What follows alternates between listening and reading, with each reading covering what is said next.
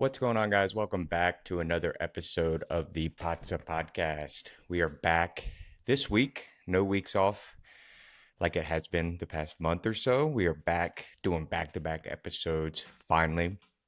Back this week after the boring and lifeless 1-1 draw to Hellas Verona there at the San Siro. But I would be remiss in not tracking back another 3 to 4 days before the match to mention the Coppa Italia. We are domestic double campioni in Italy officially. It is the first time since Jose Mourinho that Inter has completed the domestic double, the Coppa Italia and the Serie A championship. And the match against Lazio was as straightforward as it comes.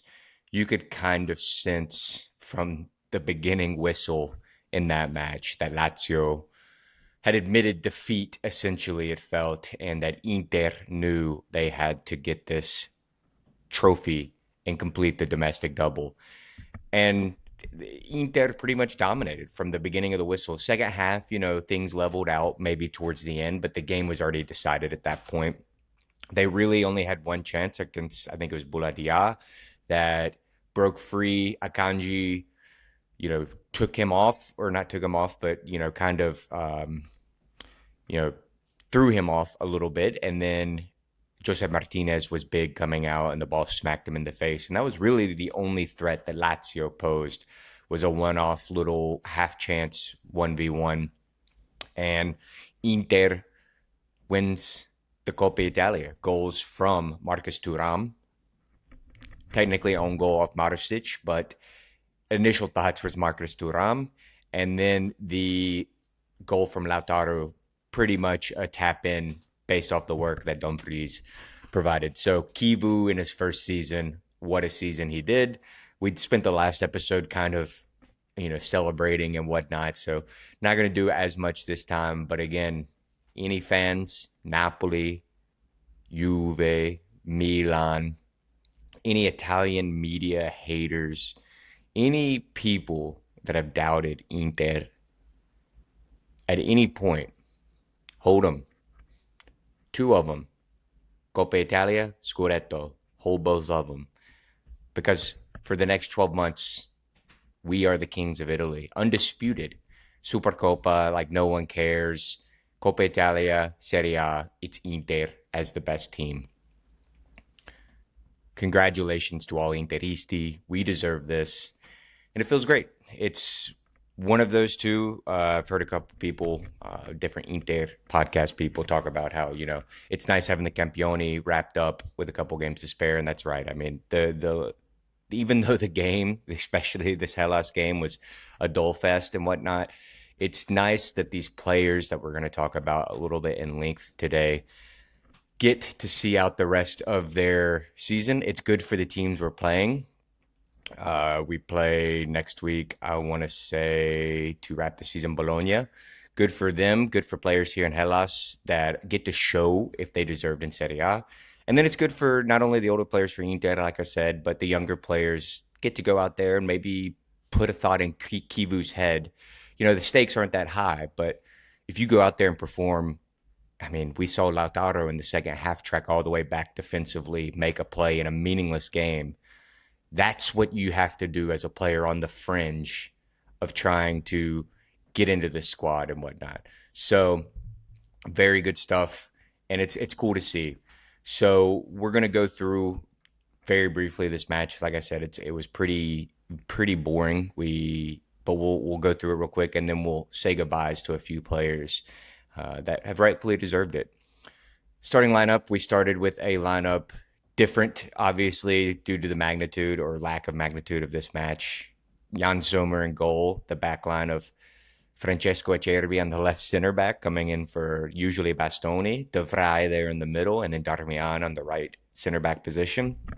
That across the five, Augusto on the left, Mkhitaryan, Sucic, and Diouf making up that midfield three. Then Luis Enrique playing on the right side, and then Boni and Lautaro up top. Like I said, Pretty boring game the first half. There were some chances. Inter should have done better. Montipo made some good saves. I think Lautaro had one that definitely should have been a goal. And the first half was just kind of like a training exercise. And then immediately on the stroke of halftime, after in the second half, essentially, Inter goes up 1-0 from what seemed to be Boni. Turned out it was an own goal, literally the exact same goal that we scored against Lazio in the Coppa Italia 3 to 4 days earlier. On the other side, and instead of Turam, it was Boni. The similarities, I mean, it's uncanny. If you watch the goals side by side, the exact same things. Like you think it's the person scoring, wasn't. It was crazy. But then Inter again, we make our substitutions. We bring on some other guys. Namely, we bring on Di Marco on for Darmian. Darmian gets a good send off. Then Esposito Zielinski on for Diouf, Lautaro, and I want to say Boni. And then Raffaele Di Gennaro comes on finally, gets an appearance for Jan Sommer. So, we made some changes, brought on some guys, let some guys come off to get their ovation and concede a goal late. It was a goal. Bowie for Hellas Verona had been working all game. Honestly, probably deserved a goal with the work he put in. Yeah, it's one of those goals, Carlos Augusto maybe should have done better. Di Gennaro, I don't think he's going to get to that. Like I mentioned a couple weeks ago, sometimes there's just goals you can't pinpoint on somebody. It's just a good goal. And I think Verona, it was a good goal for them. And you can't really blame any Inter player. It was just a good goal. And really, the game ending at 1-1, probably the right result, but it doesn't matter. The Campione is already locked up. Coppa Italia is already locked up. It was really just a party atmosphere. You could see the players training exercise. Maybe towards the end, Hellas, they were trying to put a second goal in, but all in all, both sides kind of mutually had the understanding of what this match was and what it was going to be. So it's a pretty dull and lifeless game. But like I said, everything was already wrapped up. So the real big talking points, I think, for this match is the players that now I think we know we're moving on from. And we'll go through the rest of this episode and kind of give a little farewell for them. And we'll start first with maybe Jan Sommer. He's been here probably the least of the people we're bidding farewell to. He came in after the Champions League final against Man City when Onana was sent away for a big fee to Manchester United. And kind of, I think what Jan Sommer's legacy will be is just we'll remember him as a good goalkeeper, not a great one. He's been a great stand-in the past few years. People, the controversies this season. A lot of you guys know where I stand. I think there's bigger issues than the goalkeeper that have led to a lot of these goals. But there have been mistakes, and so it is time definitely to move on from Jan Sommer. But don't take away from the player and the leader and the man that he's been for this club. And you can even look back at his career, being one of the best goalkeepers in the Bundesliga for a long time, but playing for a club like Borussia Mönchengladbach, who don't get as much recognition and go into Europe as often as like a Dortmund or a Bayern Munich, obviously. So he's always kind of been that goalkeeper that people knew were good, but he never got the opportunity to play for a big club. Swiss national team, it was like every time a Euro from like Euro 2016 or a World Cup came on and Switzerland was in it, you would see the saves and how Jan Sommer would keep the Swiss into games and they would progress. I mean, there were times they progressed deep in these tournaments, and you could attribute that to Granit Xhaka, Manuel Ikanji, Xherdan Shaqiri, but also you got to throw Jan Sommer in there for them. And then finally getting his chance at Bayern Munich when Manuel Neuer went down, providing that he could do all that. I don't remember if he was part of that triple winning team that Perisic was on, but he shown that he was ready for the big club. And then when he came to Inter, there's, like I said, there's been a lot of things that people have questioned in what he's done. But over the last 3 seasons, 2 Scudetti, Coppa Italia, a Supercoppa, a Champions League final appearance, he's been in net for all of those. And you can't argue with that he's been important to this club. So not like the biggest figure as far as personality wise and everything. And I think that's why the club has stuck with him for this extra season, is the fact that he's no frills, no fuss. You never hear any controversy coming out from him or anything like that. He plays his contract and he's just a professional. So, Jan Sommer, thank you for your time at this club, but without a doubt, it's time for you to go. Another player that maybe we could say is on his way out. I know a lot of people are clamoring for him to be signed for another season.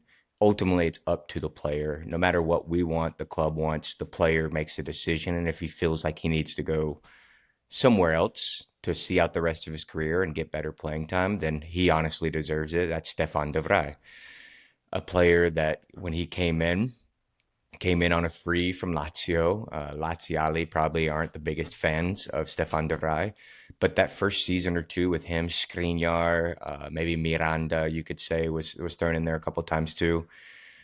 De Vrij won Serie A MVP or Defensive Player of the Year one of those years, and he played a big part in those first 3 to 4 seasons, namely that Scudetto under Antonio Conte that we won after 10 years of missing out. Stefan de Vrij was a stalwart in those sides, and he's remained in the club, although his playing time and his role has evolved and maybe diminished. But again, like I mentioned with Jan Sommer, he's been a true professional. He never came out. You never heard any stories about De Vrij being upset or unrest. And ultimately, whenever he was called upon on, more often than not, he stood in adequately and did his job. And from these, I think it was 2017, 2018. So he's been here for 8 seasons pretty much. There's no complaints with Stefan de Vrij. He is the guy that we wanted when we signed him, and he's been that guy, and he's fulfilled his duty to this club. No hands or no questions asked. And he's going to be one it's going to be tough to see because he's been here for so long that it's going to be tough to see him not wear an Inter shirt if he chooses so next season. And we shouldn't be upset if he does. He's earned that right, doing a service. But this guy, 30 Scudetti, 3 Coppa Italia, 3 Supercoppas, 2 Champions League final appearances. He's been a part of all of this. Been here at the club, I believe, just as long as Lautaro. So those long-serving members, he and Lautaro are the two that have been here the longest, and he has been an Interisti his entire time. So if he chooses to leave, it will suck. But Stefan de Vrij, you have earned a special place in all of Interisti's hearts for what you have done over the last 8 seasons. Getting to another defender that, again, came in with... I guess we shouldn't say again, this is the first person we're going to talk about being this way, but came in with not much fanfare, under the radar maybe. It was a player we signed 2.5 seasons ago, I want to say, maybe 3.5, but I think it was 2.5.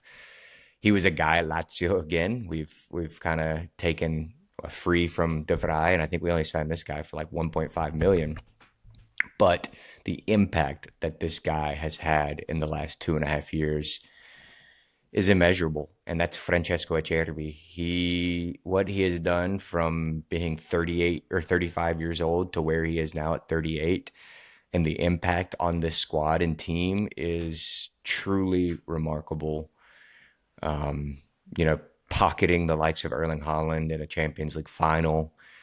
The names of players you can add to that list is huge. Vlahovic, Giroud for Milan. Just thinking of a few. Taremi, whenever we played Porto that same season. Lewandowski, the couple times against Barcelona. He's just Harry Kane. He's done it all for this club. And whenever the big matches have come, maybe not this season because the game has passed him by, but in seasons past, he has been the guy that's been the leader alongside Lautaro, stepping up and getting this team over the finish line and what they needed to accomplish. And he's the heart and soul. And Francesco Acerbi, what he's been through his career, his father passing away, surviving testicular cancer, being tossed around in the Serie A as a journeyman, and probably thinking your career is, that's as good as it's going to get, to fighting to get to Lazio and be a starting center back, and then coming to Inter as kind of a makeshift option, a backup option, because I think we were in for Manuel Akanji actually that same mercato, but we settled for Francesco Acerbi, and he's probably provided maybe some of the best moments for Inter during his tenure, whether it be that Erling Haaland performance in the Champions League final, although we lost, to that goal against Barcelona that I don't think any of us will ever forget. I get chills thinking about that goal. Acerbi is one of those, I think for me, will be the hardest to see leave out of these core, or not core, but five guys who's probably on their way out, older guys, just due to the passion and the fight and what he provided on the pitch and the entertainment. They just don't make center backs like him anymore, and I think it's going to be a big gap to fill, bigger than we think as Interisti. It's going to be to fill, and I just hope that the person that comes in to fill his role provides at least half of what Acerbi has provided us. Because if that's the case, then we'll be fine. That's how much Acerbi, in my opinion, has impacted the squad over the past few years. So grande nono Acerbi, that goal will forever be eternalized as Inter legend. And I think you deserve it for everything you've been through in your career. Another guy is that's going to be tough as well to see leave. Again, he's kind of been in this club for a while. He came with not many or big fanfare, kind of under the radar. But if you look at this guy's career as well, what he's done over his career, from the time at Torino, his time at Manchester United, I believe he was even a captain during a little bit, albeit, it was a dark period for Manchester United, but that's a big club being a captain for, not English, not UK, is Italian. The fact that he was a captain for, maybe a few matches, but still got to wear the armband for Manchester United speaks volumes to what kind of character and player this guy is. The versatility, being able to play right wing back, right center back, center back, left wing back, all of that stuff he brings, and just the professionalism. I think that's the theme with all of these players that are on their way out, is the professionalism of this guy. It's going to be another tough one to see leave. And what he brings to a club like Inter in terms of impact on the field, having that kind of ability, along with like a Carlos Augusto, to be able to plug and play whenever someone's out, where in these positions, and the dip below the starter is not great. What I'm saying is, say the starter's up here, and the dip whenever Darmian comes in is here. A lot of times when you have your backup, like let's say Aslani from Çalhanoğlu, the dip is way down here. Great, good, bad. Darmian's keeping that good no matter where you plug him in on the field, and he's impacted with goals. And I think when he came in, he kind of, we were fighting for top four before he came in with Danilo D'Ambrosio. And I love Danilo D'Ambrosio. He's one of my favorite Inter players of the last 15 years.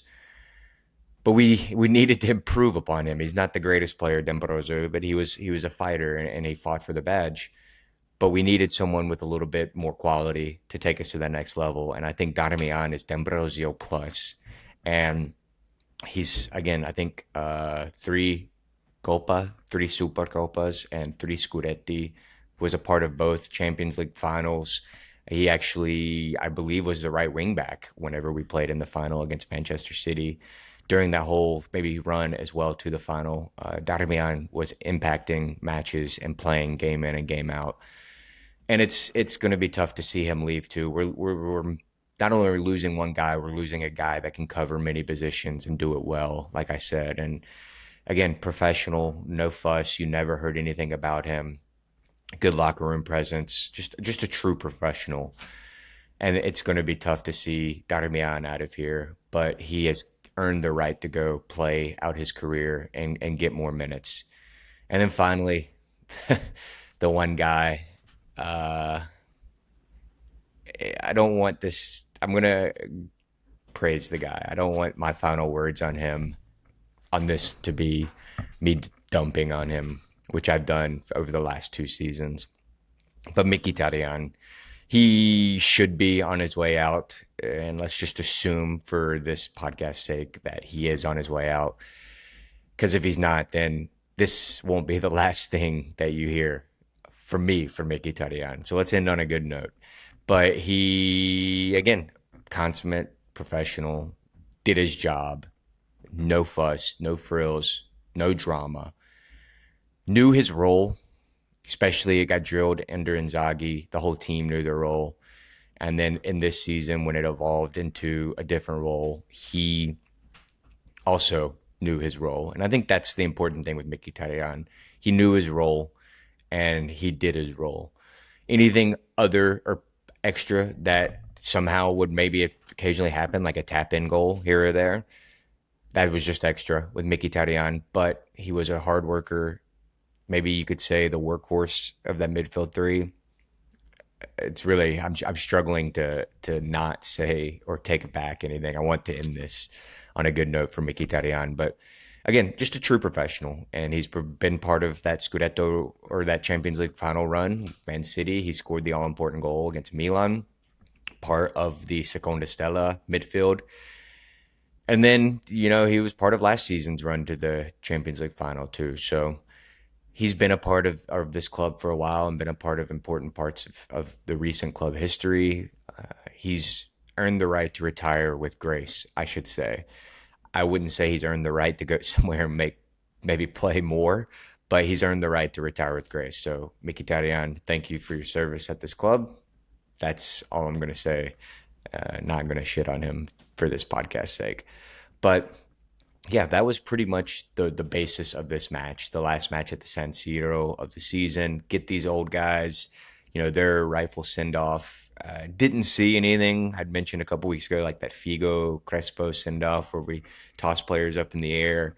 Didn't see anything like that, but the scenes, the celebrations, it was a little more subdued than when we won it a couple weeks ago against Parma. But it's been a few weeks of celebrating. Now, that night, the scenes that are coming out from yesterday evening in Milan definitely was a party. But at the San Siro, it was more of a subdued atmosphere, and that's pretty much the rest of the season. It's going to be. We're going to have one more game against Bologna. That's a meaningless match. Hopefully some of these players again get the opportunity to show and shine and play out and see if, like a Diouf or Luis Enrique. I guess we could talk quickly about the fringe players. Andy Diouf this match.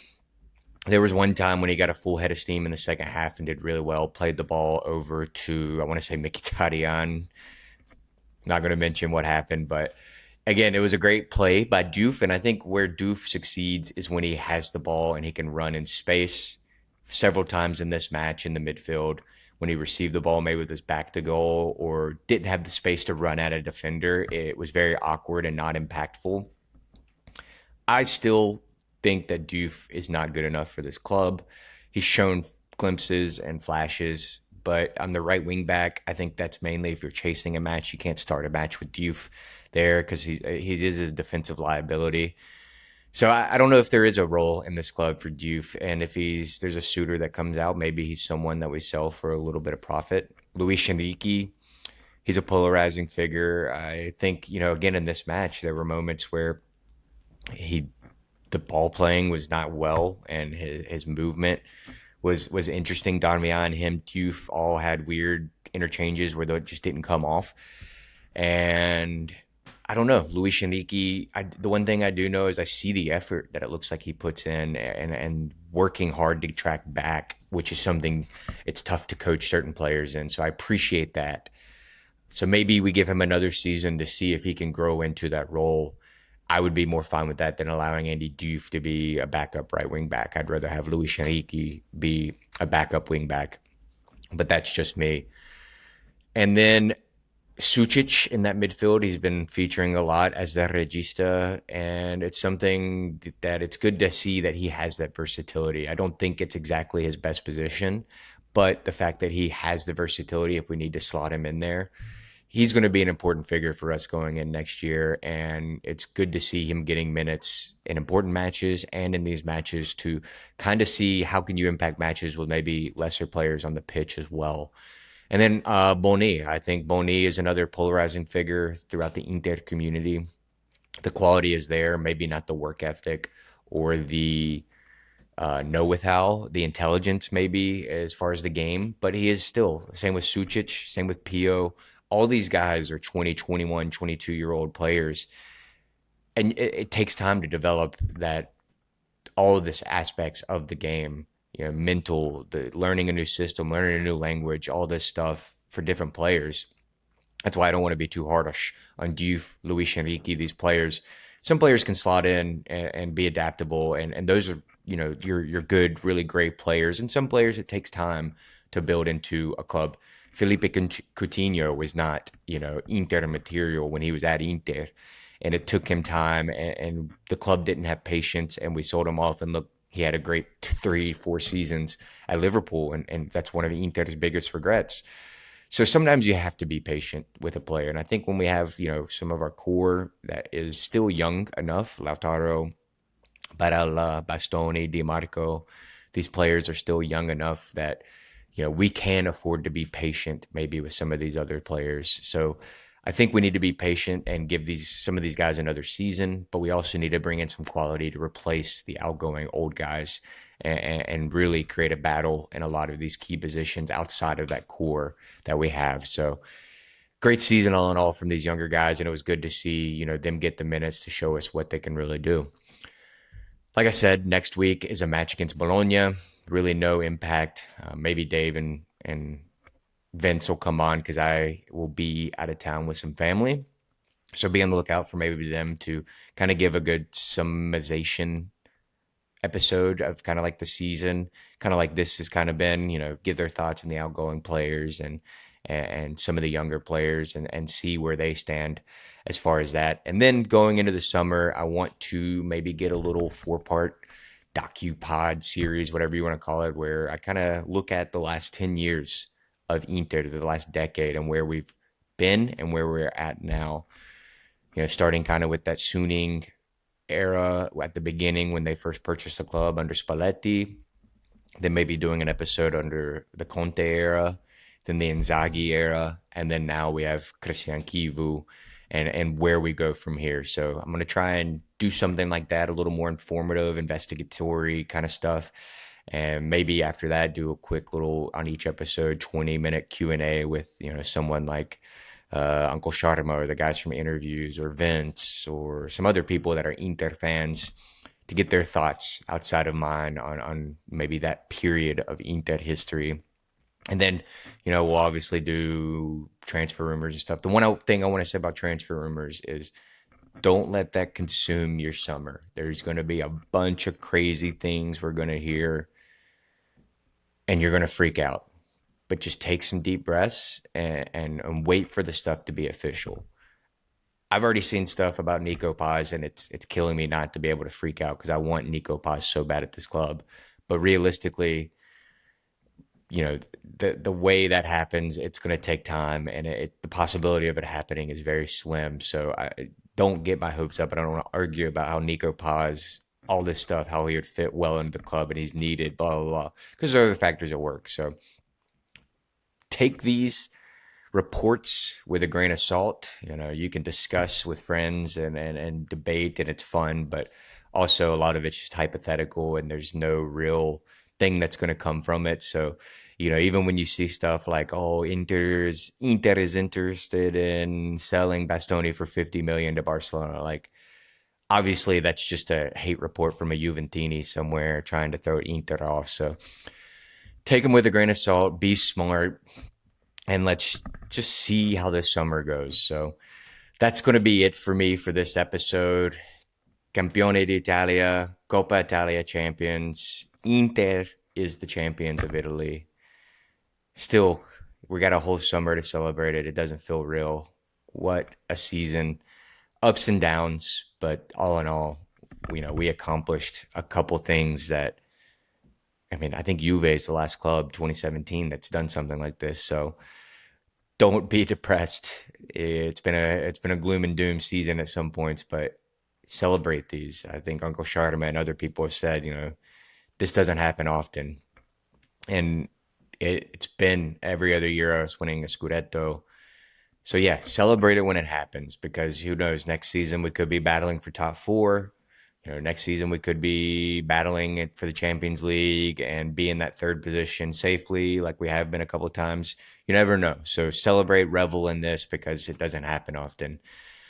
That's going to do it for me. Please make sure you like, subscribe, comment, all that stuff. Still got stickers. So if you want a sticker, hit me DM on Instagram and I'll send you some stickers. But yep, that's it. As always, Forza Inter.